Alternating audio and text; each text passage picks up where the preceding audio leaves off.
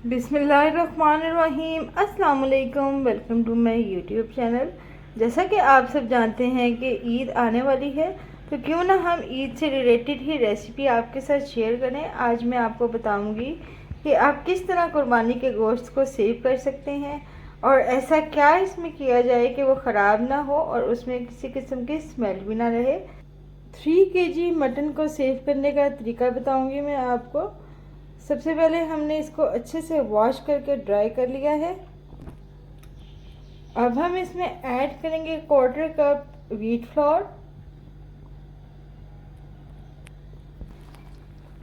अच्छे से हम इसको मिक्स कर लेंगे।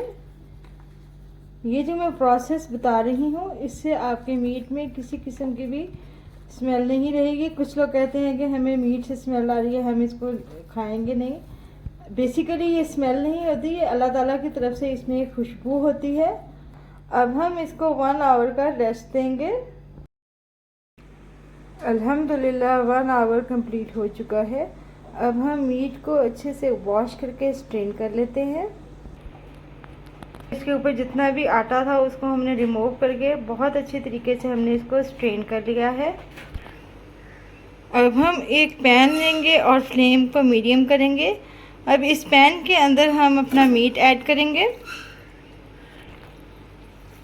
मीट को हमने 4 to 5 मिनट्स के लिए मीडियम फ्लेम पर कुक करना है, ताकि मीट का जो अपना वाटर है वो ड्राई हो जाए। हम इसमें एक्स्ट्रा कोई भी वाटर ऐड नहीं करेंगे।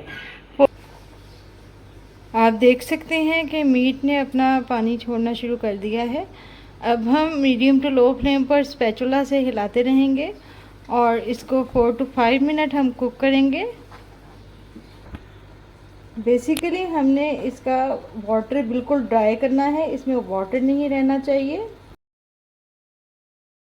अल्हम्दुलिल्लाह वाटर हमारा ड्राई हो चुका है और मीट हमारा ऑलमोस्ट हाफ कुक हो चुका है। चलिए अब हम इसको डिश आउट करते हैं। मीट को रूम टेम्परेचर पर ठंडा करने के बाद आपको जितने साइज़ के पैकेट्स चाहिए आप उसको पैकेट्स में पॉलीथीन बैग्स में ऐड करें और इसको फ्रीज़ करें। और मीट को हमेशा आप बॉईल करके फ्रीज़ करें। अगर आप कच्चे मीट को फ्रीज़ करेंगे तो इसका ब्लड फ्रीज़र में आ जाएगा और ये ओवर फ्रीज़ हो जाएगा, जिसकी वजह से आपको डीफ्रॉस्ट करने में मुश्किल होगी। ईद के मौके पर मेरी इस रेसिपी को ज़रूर ट्राई कीजिएगा और कुर्बानी के गोश्त को इस तरह हाफ कुक करके मेरी रेसिपी को फॉलो करके फ्रीज़ कीजिएगा। अगर आप इसको इस कंडीशन में फ्रीज़ करेंगे तो ये डीफ्रोस्ट जल्दी से हो जाएगा। मेरी रेसिपी पसंद आई हो तो फीडबैक देना मत भूलिएगा।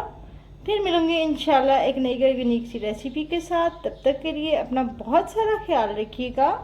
अल्लाह हाफिज़।